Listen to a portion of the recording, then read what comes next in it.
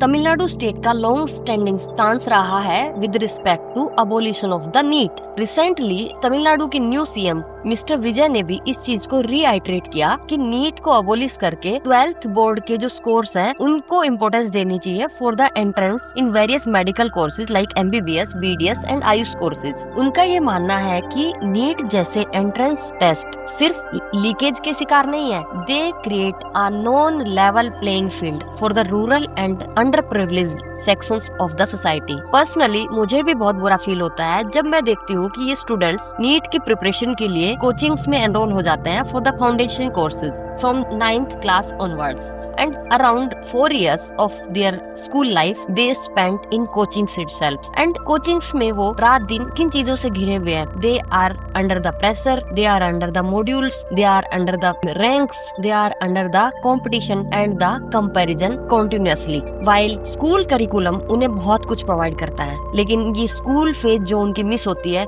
ये उनके childhood part का एक बहुत ही इम्पोर्टेंट एस्पेक्ट मिस होता है, क्योंकि स्कूल्स में एकेडमिक्स के अलावा को करिकुलम एक्टिविटीज होती हैं। जो को करिकुलर है वो आपको लीडरशिप सिखाता है, आपको सोशल बिहेवियर सिखाता है, फ्रेंडशिप सिखाता है, इमोशनल इंटेलिजेंस सिखाता है, कम्युनिकेशन स्किल्स इंप्रूव करवाता है एंड मच मोर। सो अगर 12th बोर्ड के स्कोर्स को रिकॉग्नाइज किया जाएगा for the various medical courses तो शायद स्कूल की सिग्निफिकेंस को भी रिकॉग्नाइज किया जाएगा। Yes, the students who are going to the coaching for the foundation courses they will equally understand the importance of the school life and they will equally give importance to their 12th scores and I think we should follow a balanced approach। ना ही तो हमें 100% NEET को importance देनी है and ना ही हमें 100% 12th के score के बेसिस पे जाना है, because both have its own pros and cons. NEET पे अगर हम फुली रिलाई करते हैं तो इस तरह के कॉन्सिक्वेंसेस सामने आते हैं जैसे recent leakage and subsequent cancellation. उसके अलावा नीट कोचिंग को प्रमोट करता है, ये लेवल प्लेइंग फील्ड प्रोवाइड नहीं करता rural and under privileged sections of the society. इसके अलावा जो 12th बोर्ड के स्कोर्स हैं उन पे भी 100% रिलाई नहीं किया जा सकता बिकॉज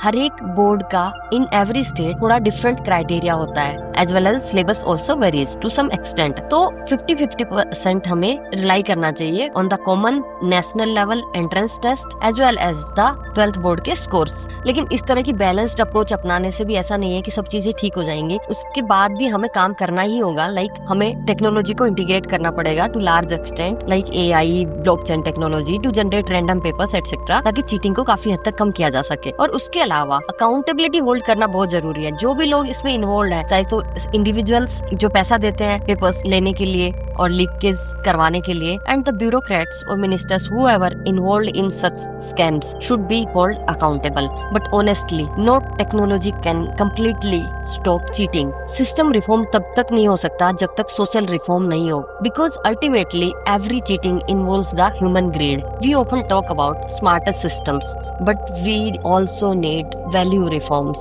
मुझे बापू जी का वो एक एनेक्डोट याद आता है कि उनको चीटिंग का मौका मिला था but still he denied to cheat। जब उनके स्कूल में एक इंस्पेक्शन था और during that inspection even teacher ने बोला कि you can copy the spelling from the other students copy, but he denied and this was a sign of his honesty. And I think हमें भी गांधी जी की वैल्यूज को follow करना चाहिए life में। गांधी जी मानते थे कि ends can not justify the means उनके according means are equally important to the ends. Doctor बनना एक नोबल गोल हो सकता है, लेकिन अगर अनएथिकल मीन्स यूज करके पेपर में चीटिंग करके पेपर लीक करवा के अगर आप डॉक्टर एंट्रेंस के एग्जाम को क्लियर कर रहे हो तो क्या आप एक ऑनेस्ट डॉक्टर बन पाओगे? नहीं ना। एंड डॉक्टर एक ऐसा प्रोफेशन है जहाँ पे सिर्फ इंटेलिजेंस की रिक्वायरमेंट नहीं होती, इट ऑल्सो रिक्वायर्स इंटीग्रिटी। तो हमें गांधी जी की वैल्यूज को फॉलो करना चाहिए and I think change start from us. Gandhi ji ये भी बोलते थे कि change the person you see in the mirror and everything will change. हमें ये शुरुआत अपने खुद से करनी पड़ेगी। अपने पेरेंट्स को समझाना होगा कि चाहे आप कुछ भी कर लो, I will not accept the cheating. And parents को भी ये समझनी चाहिए कि उनको चीटिंग जैसी चीजों में एनरोल नहीं होना चाहिए। एंड जब हम लोग इस चीज को बढ़ावा नहीं देंगे तो ऑब्वियसली अपर लेवल पे चीजें हैपन ही नहीं होंगी, क्योंकि पैसा तो अल्टीमेटली हम ही देते हैं ना चीटिंग के लिए, तो ये चीजें फिर होती है। A developed country is not built through